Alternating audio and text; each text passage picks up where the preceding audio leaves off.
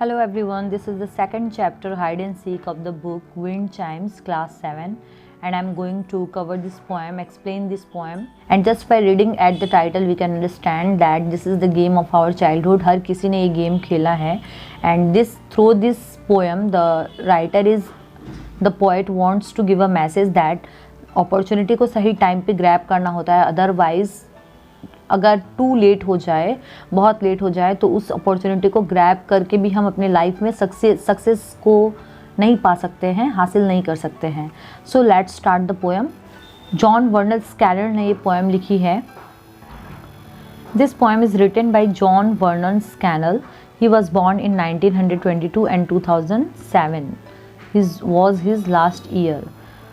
John Vernon Scannell 1922 में जन्म लिए and 2007 was his last year. He was a British war poet, memoirist and novelist. उन्होंने बहुत सारी नॉवेल्स भी लिखी है. That's why he is indicated hair as novelist. His surname was Bain. उनका सरनेम बेन था और वो एक टाइम में एक प्रोफेशनल बॉक्सर भी थे. And wrote novels about sport. उन्होंने बहुत सारी नॉवेल्स वगैरह भी लिखी है. He was also a teacher of English literature. वो इंग्लिश लिटरेचर के टीचर भी रह चुके थे. Scannell was elected a fellow of the Royal Society of Literature in 1960. यहाँ तक कि 1960 में रॉयल सोसाइटी ऑफ लिटरेचर में वो फेलो रह चुके थे. इट मीन्स दैट वहाँ के मेंबर भी रह चुके थे और वो एक रिसिपेंट भी रह चुके हैं हेमलन अवार्ड फॉर लिटरेचर और उन्हें बहुत सारी पोइट्री प्राइजेस वगैरह भी मिली है. So here starts the poem. Yahoo, I am ready, come and find me. Here the boy, जो कि छिपा हुआ है अपने दोस्तों से, he is saying that Yahoo, I am ready. अब मैं ready हूँ, come and find me. आओ और मुझे खोज के दिखाओ. The sack in the tool shed smell like the seaside. यहाँ पर जो sack, it means जो बोरे हैं, जो बस्ते वगैरह है, tool shed में. tool shed is a store room. It may be in the garden. एक गार्डन में भी हो सकता है टूल सेट, जहाँ पर क्या होता है टूल्स रखे जाते हैं. It is smelling like the seaside. ऐसा लगता है जैसे सी साइड के पास जैसी स्मेल आती है वैसा यहाँ से स्मेल आ रहा है. You make your self little in the salty dark. Here the boy is guiding himself that खुद को इतना छोटा बना लेना है, इतना समेट कर खुद को बैठना है, एकदम लिटिल सा बना लेना है खुद को in the salty dark. Because वहाँ पर लाइट्स वगैरह नहीं है, वो डार्क है. बिकॉज छिपने के लिए हम लोग ऐसी ही जगह का यूज़ करते हैं. Close your eyes tight and hope your feet aren't showing. यहाँ तक कि ये भी मेक श्योर हो जाना है कि आपके फीट भी नहीं दिखाई दे रहे हैं. Close your eyes tight. It means that अपने आप को एकदम छिपा लेना है, बंद कर लेना है. Better not risk another call. और ये बेटर होगा कि हम लोग वापस से रिस्क नहीं ले किस चीज़ की, अनदर कॉल. बिकॉज शुरू में उसने बोल दिया है कम एंड फाइंड मी और ये बेटर रहेगा कि मैं वापस से नहीं बोलूँ. दे माइट बी क्लोज. हो सकता है कि वो पास ही होंगे और मेरी आवाज़ की डायरेक्शन सुनकर पहचान लेंगे कि मैं यहाँ पर हूँ. That's why it is better not risk another call. Don't sneeze whatever happens. और कुछ भी हो जाए बिल्कुल नहीं छींकना है. The floor is cold.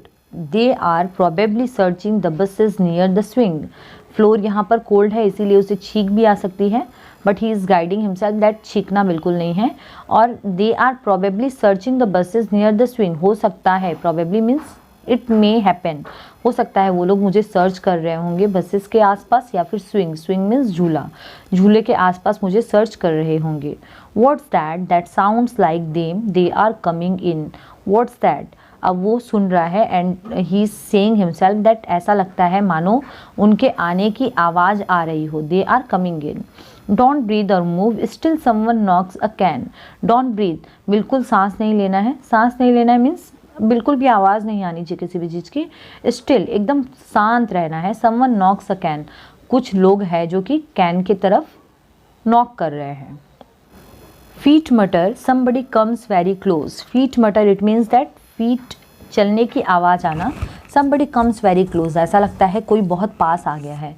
A scuffle of words. A laugh and then they are gone. A scuffle of words. Scuffle of word means words का आपस में एक्सचेंज होना. इट मीन्स दैट किसी के बात करने की आवाज़ सुनाई देना बट क्लियर नहीं समझ में आना कि वो क्या बोल रहे हैं.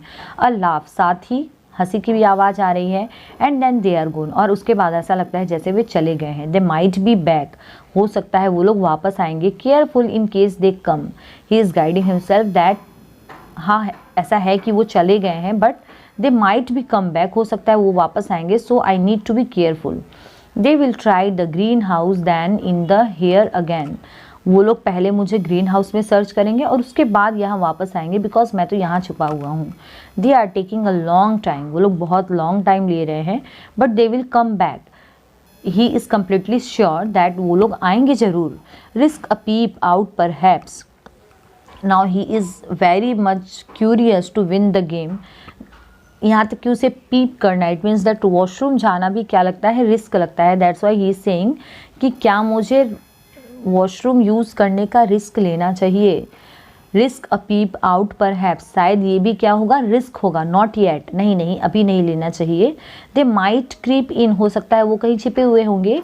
And they might creep in, creep means जो इंसेक्ट्स जो होते हैं क्रीपिंग करते हैं, इट मीन्स दैट रेंग के आते हैं, तो हो सकता है वो कहीं छिपे हुए होंगे और मुझे ढूंढ लें। A good hiding place this, the best you have ever found. He is saying that ये कितना अच्छा प्लेस है छिपने का। The best you have ever found, इतना अच्छा प्लेस तो मुझे कभी नहीं मिला है। This is the best place ever found, जो मैंने कभी भी कहीं भी छिपा हूँ, this is the best place. It's funny though they haven't tried again, but ये भी फ़न की बात है कि वो लोग यहाँ आए तो थे, बट उसके बाद उन्होंने वापस से ट्राई नहीं किया है। कांट हियर ए थिंग, अब तो कुछ सुनाई भी नहीं दे रहा। They must be miles away, और हो सकता है कि अब क्या है, वो बहुत दूर जा चुके। The dark damp smell of sand is thicker now, जैसे कि ये सी साइड के आसपास का सेटअप लगता है, पहले भी यहाँ पे सी साइड का यूज़ किया गया है। And that's why the boy is thinking और saying that the dark damp smell of sand is thicker now, सब कुछ गीला गीला है, डैम्प है, और वो जो स्मेल है जो सैंड की वो थिकर नाउ, अब क्या हो गई है, बढ़ गई है, इंक्रीज हो गई है। गिव देम अनदर कॉल, अब उनको दोबारा से आवाज़ देता हूँ। You who come and find me, आओ और मुझे खोजो, देखो देखो मैं कहाँ छिपा हुआ हूँ। But they are still elsewhere, but लगता है वो तो यहाँ पर है ही नहीं, वो कहीं और है। They will think you are clever, और वो ऐसा ज़रूर सोचेंगे कि मैं बहुत क्लेवर हूँ, because they are unable to find me and ask you where you hid, और जब वो मुझसे पूछेंगे दैट मैं कहाँ छिपा हुआ था, डोंट टेल देम, तो उन्हें नहीं बताना है। कीप इट अ सीक्रेट, तो मुझे ये क्या करना है, एक सीक्रेट रखना है। It's cold in here, you can't hear anything, यहाँ पर बहुत ठंड है और अब तो कुछ सुनाई भी नहीं दे रहा है। बट वेट, बट क्या करना है, अभी भी उसे वेट करना है। Let them Hunt a little longer, अभी भी उन्हें क्या करने दो, थोड़ा और खोजने दो, थोड़ा और परेशान होने दो।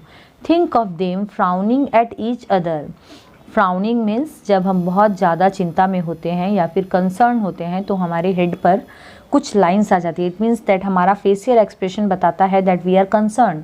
Think of them frowning at each other, उन्हें परेशान होकर एक दूसरे की तरफ देखने दो, सोचने दो, खोजने दो। Where can he be, where the little boy can be, उन्हें ऐसा सोचने दो।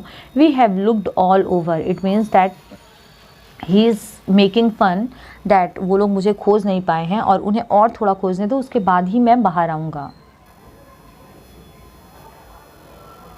Something tickles on your nose, your legs are stiff, और अब क्या हो गया है, अब उसके लेग्स जो है स्टिफ हो गए हैं। इट मीन्स दैट काफ़ी लॉन्ग टाइम से ऐसे बैठे बैठे अब वो अनकंफर्टेबल फील कर रहा है।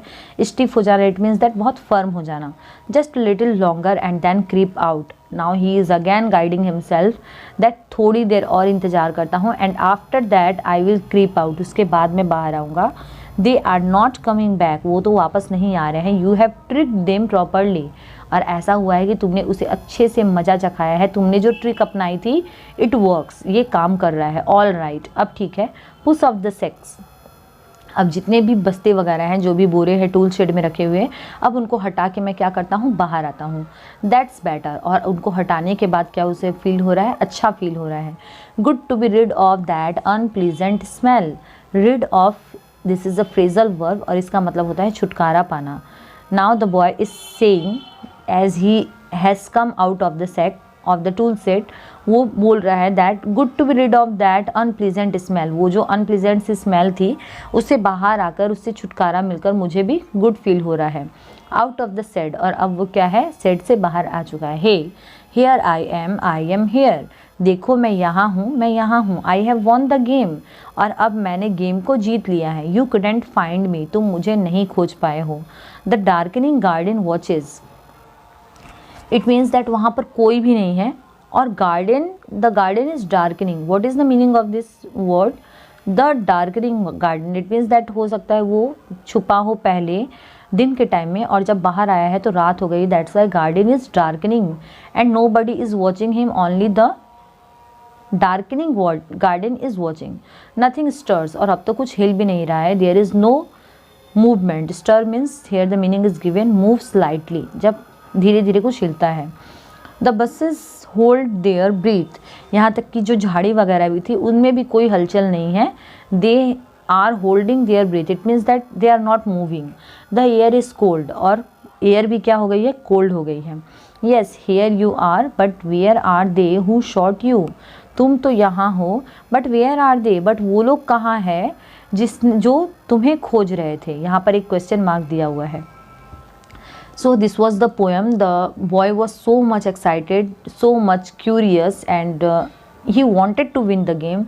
That's why उसने क्या किया, बहुत लंबे टाइम तक इंतज़ार किया कि मुझे कोई ना खोज पाए, एंड वो जीत के भी हार गया।